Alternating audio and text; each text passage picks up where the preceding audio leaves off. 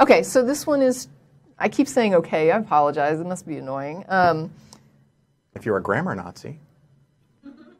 Tate in Missouri City, Texas. Howdy, Tate. Hello, Tate. Hello, hi. What's on your mind this week?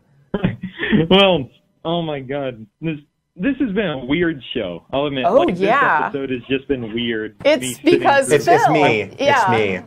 Phil brings that out of people. See, some people like to have those philosophical debates. I just not my thing.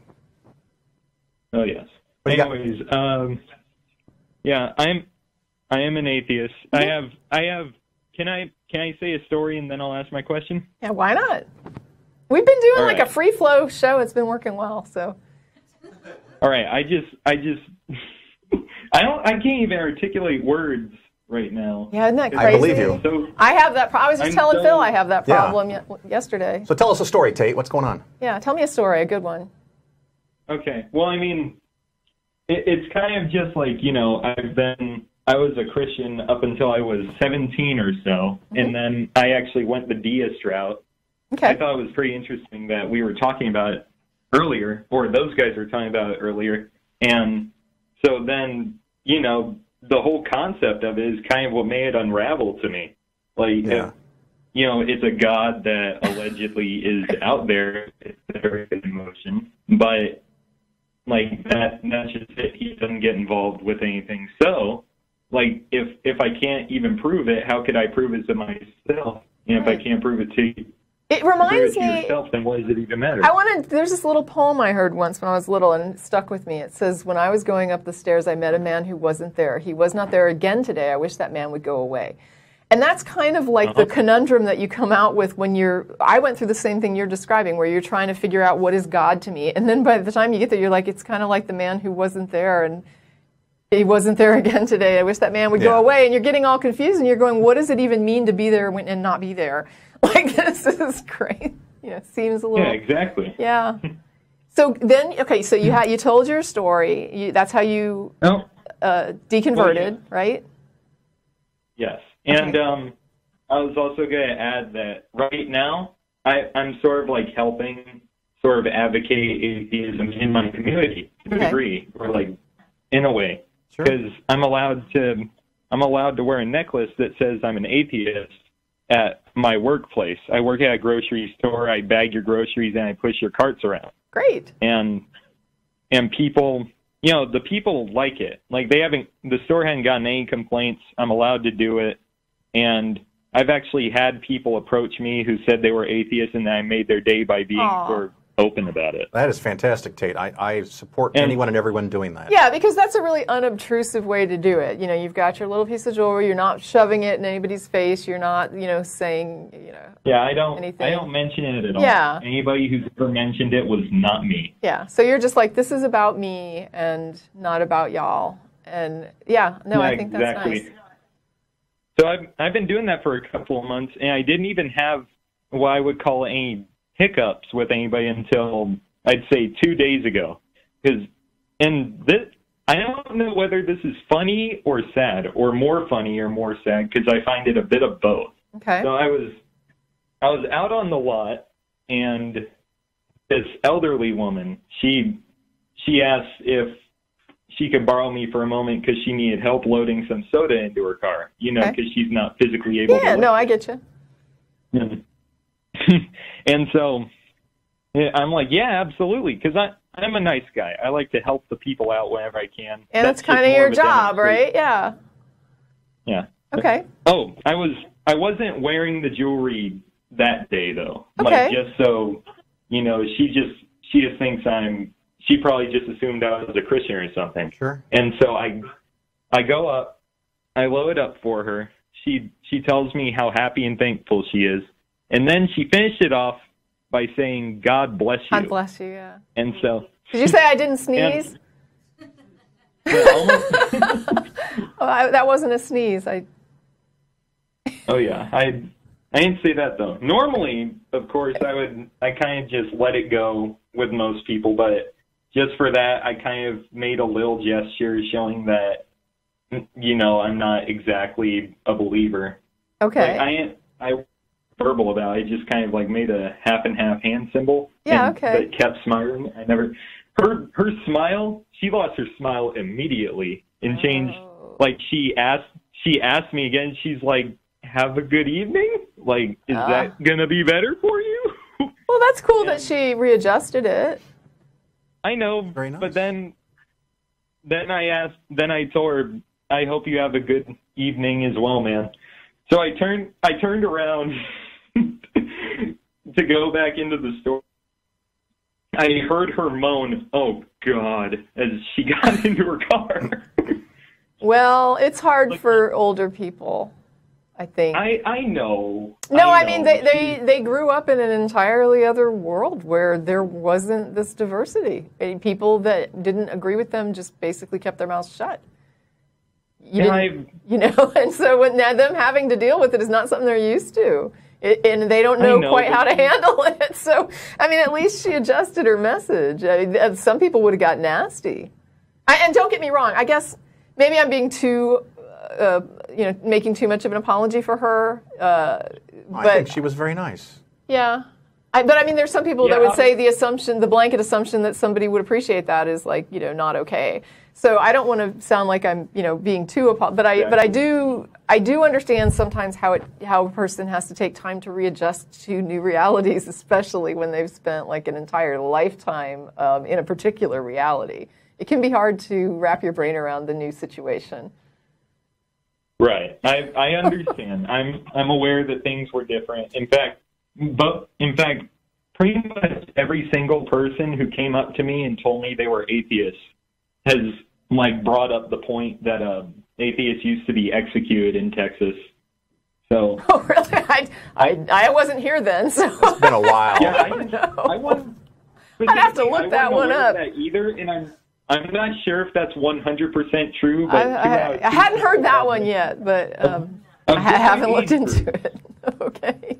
Of different age groups, two people completely different ages have told me that used to happen. I don't know if that's true, but now I've got something to Google after the show. This will be the dinner thing. Like, did anybody find anything?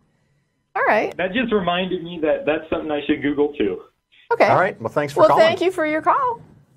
No, wait. I didn't get my question. Well, what's your question? Sorry, I got really wrapped up. That's all right. Throw it down. What do you got? All right. Why do you guys believe that religions are keeping their most sought after contradictions in their texts? Because I have an idea, but I was wondering if you guys had any idea. Well, I think for Christianity the issue is and I think to some degree Islam too. I mean, there aren't contradictions. Their. I mean, I just got converted a half hour ago. What he's saying is, why wouldn't you just edit them out entirely? Because they're not contradictions. Well, they've come to that, but he's saying if you were editing this thing all this time and there was any kind of problem, why wouldn't you just fix it? Well, I think you're just predisposed to believe that this has to be truer than human truth. This is God's truth. And if you allow yourself to edit it, you're admitting there's a mistake. Right, but there was hundreds of years of editing. So I think what he's asking is, if you have all this time to edit, why wouldn't you just edit out the stuff that's obviously going to cause you trouble down the road? And right. So, but what happens is, at some point, they had this established, which is funny because they had the established canon, right? But then you have an established Western Protestant canon, you have the Eastern Orthodox established canon, you have the Catholic established canon. It's like all these established canons that have all these different books in them. Well, some different books in them. But as far as, at some point, somebody came up with the idea that this thing is set in stone. Right. And it's the Word of God, and you don't change it. Now, whenever that happened, I think they got a little stuck.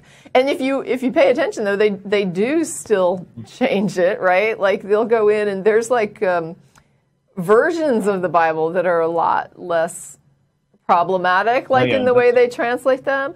And it's just an interesting thing. I guess for me, though, and for the current time frame, it's probably just an issue of too many people believing that this is now the orthodoxy.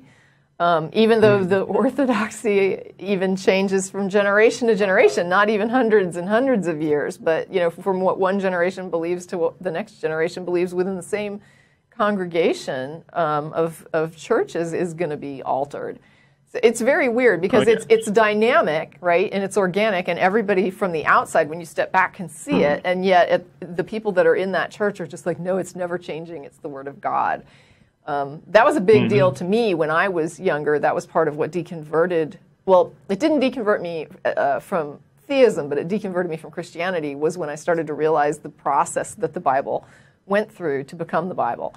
And I was like, wow, there's a lot of people making decisions here. And I'm not seeing God. I'm seeing a lot of people making decisions. And then at the end of this process, I'm being told, now it's God. And I'm like, wow, no, I don't think that's how it works. Yeah, because I think that the problem is that, had they been fixed way long ago, there would actually, have to be a debate over whether or not this stuff is actually viable. Or well, what's odd though is that they did fix parts of it, right? So there's certain books where they added things and where they took things out, like the story of the adulterous woman is a later interpolation, right? It's not in the older texts. It's not in the more the texts that are assumed to be the most.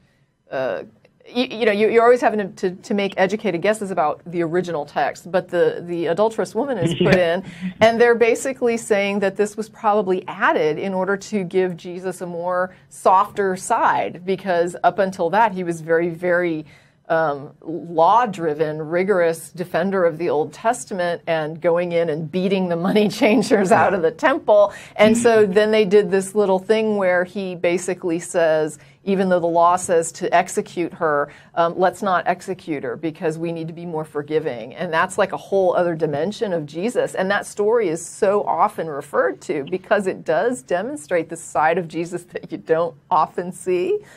And that was added, in order to help out a little bit. And you have other things where people have made changes to the text in order to make them reconcile a little bit better. But then you're right. There's these other parts where it's like, why wouldn't you just go in and tweak that one too, right? I mean, you're in there tweaking. Why not tweak this? The amazing thing is that with all of those problems... they were definitely tweaking. Yeah. With all those I thought of that after I said it. With all those problems and errors, we still have to have a TV show to debate it. So it's staggering. But yeah, good question, Tate.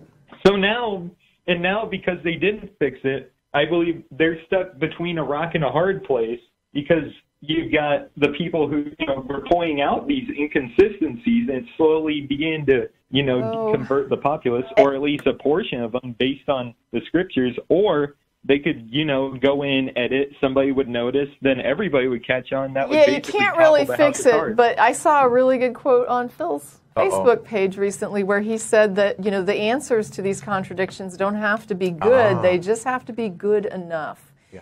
And he's right. Yeah. When I was a Christian believer, I could hear somebody point out something to me that was so obviously contradictory, and I would go in, and then they would give me this like convoluted explanation for why it didn't contradict. And then at the end of it, it was like, oh, good, I don't have to reevaluate my entire belief system because they've got this answer. Yeah, the Bible can only be understood if read in its original Romulan. It's a very good thing that I went out and I got myself a physical copy of the Skeptic's Annotated Bible, King James Version. Oh, wow. Yeah, that's got to be fun. All right, Tate, we've got a few more. We got some more calls. We've got some lines. Thanks, Tate. And we do thank you for your call this week. It was fun chatting with you. And hope you have a great rest of your weekend. You okay. Bye-bye. Oh, my God. Thank you. Bye. Sure, bye. It reminded me I was in a little gas station in Arkansas, and I bought some stuff. And the total was $3.34, and I gave the lady a 10. Math joke for you. Christian math joke. You're not a math person. All right. So $3.34, I gave her a 10. She puts the 10 in the register, and the change is $6.66. Oh. And so she just about freaked out and wanted to know if I want to take something off my order or buy a piece of 5-cent gum to change the total. I'm like, no, I want you to give me $6.66. And I went out in my car and laughed hysterically.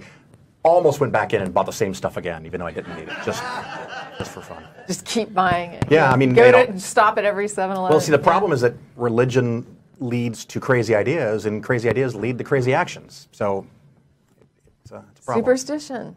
Superstition. It's like supernatural. And where is the evidence? I haven't heard it yet.